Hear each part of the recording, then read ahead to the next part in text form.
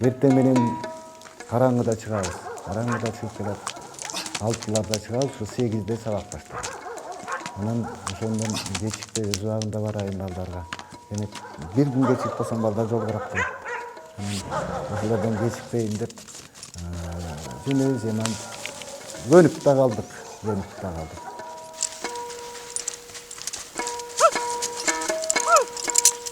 Сабас багай.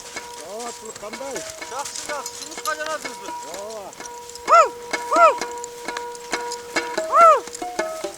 Ар бир кесиптин сөзсүз түрдө жакшы, оор жагы да болот.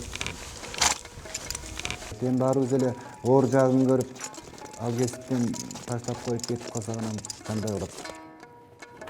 Анда балдарды кандай да окутабыз? Биз ушул балдарды келечекте ушул кандайдыр бир жоопкерчиликке, өзгесин урматтаганга үйрөтүп атпайбызбы? Анан өзүбүз мугалим болуп туруп ошол кичине оорчулуктан качсак, анда кайдан биз балдарга тарбия беребиз?